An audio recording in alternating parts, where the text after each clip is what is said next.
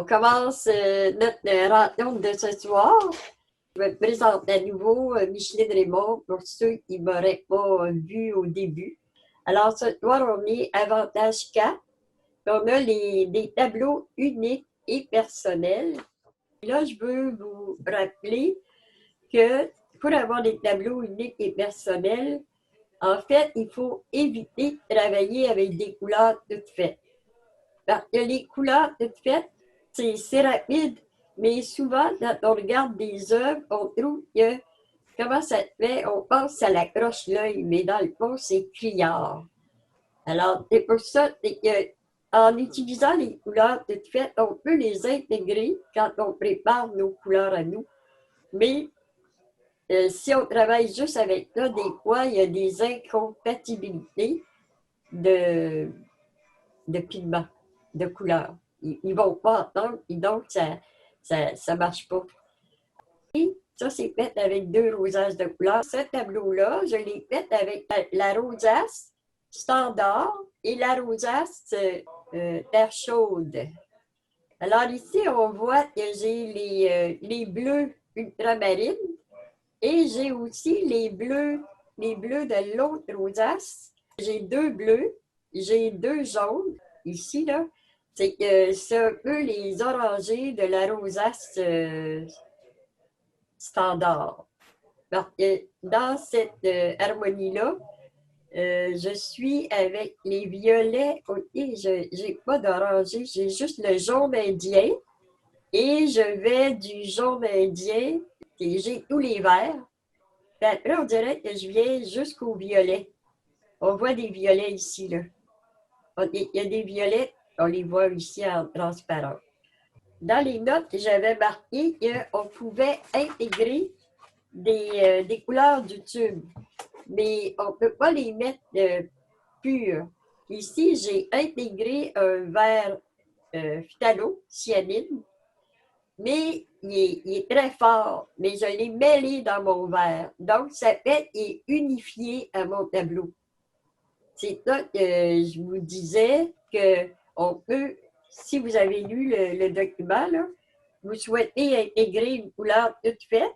Dans le livre, là, à la page 22, au numéro 4, là, j'explique que pour intégrer une couleur, il faut la mêler dans nos couleurs qui sont déjà là. Ici, j'ai intégré aussi un violet dans mon violet à moi. On le voit ici aussi, là.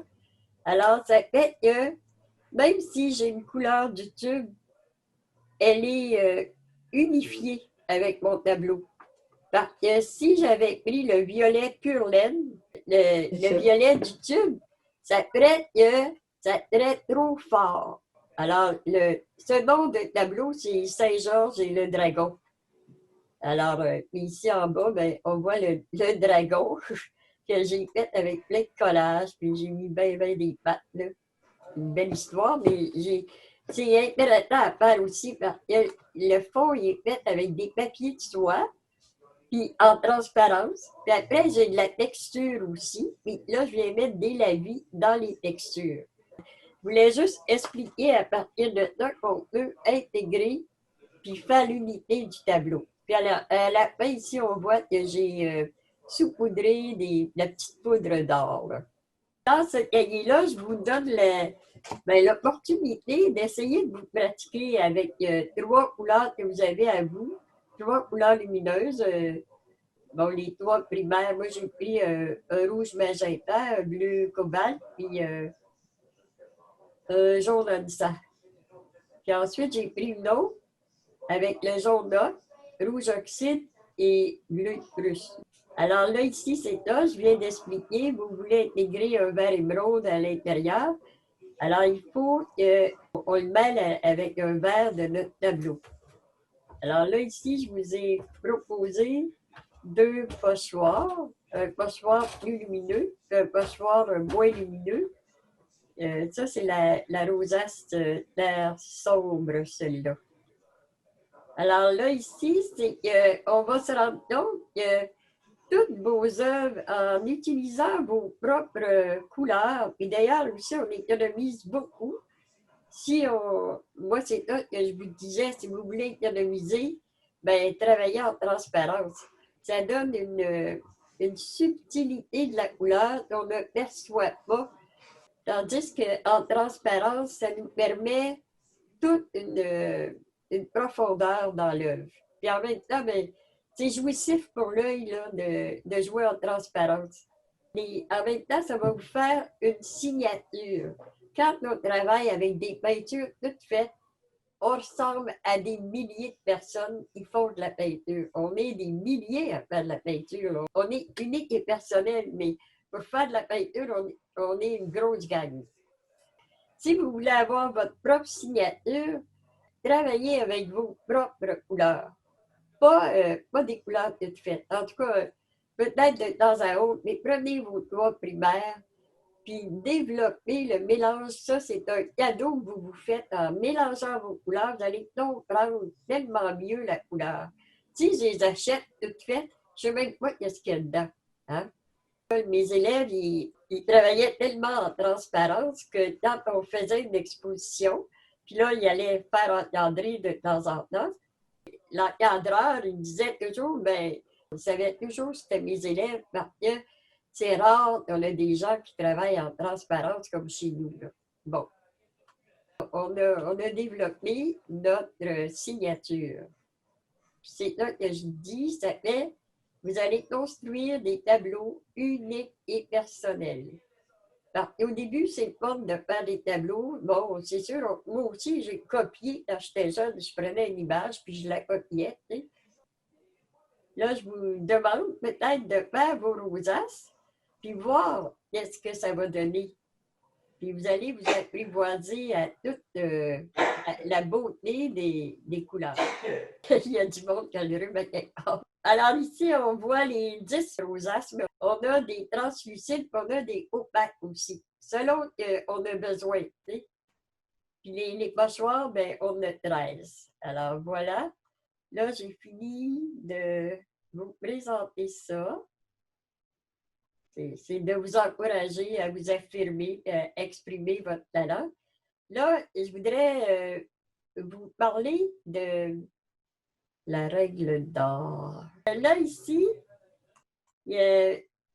Madame Lessard, il m'avait demandé d'avoir plus d'informations sur la règle d'or. Alors, ça, c'est le livre où j'ai pris les informations pour la règle d'or. C'est un livre merveilleux.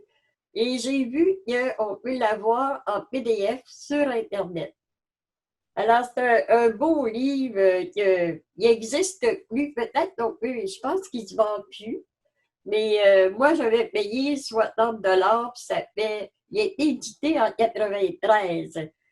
Alors, dans ce livre-là, vous allez avoir la composition d'une image, l'art de la composition. C'est plein de choses intéressantes. La règle des tiers, parce que vous allez avoir aussi beaucoup d'images qui expliquent. Ici, ce que vous avez vu dans le carnet que j'ai fait, à la page 17. Alors, on voit que dans la page suivante, on explique mieux la règle d'or. À partir du tableau, c'est un tableau de Monès. Donc, on voit là, la chose importante est ici, là, ces petits bateaux-là. Puis, il est comme équilibré à droite avec la petite cabane. Là. Bon, OK.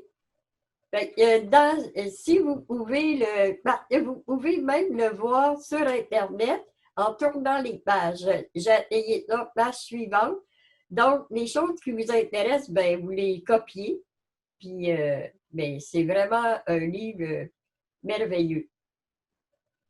Puis aussi, j'avais marqué qu'il fallait essayer d'éliminer les détails puis l'anecdote. Parce que dans un tableau, je peux bien, ça dépend si je fais de l'art naïf, je peux mettre des petits détails. Ça dépend de la sorte, mais en général, supposons que je prends une image, quelqu'un qui veut faire la maison familiale. Là. Une maison familiale, mettons, avec un divan qui est tout en briques.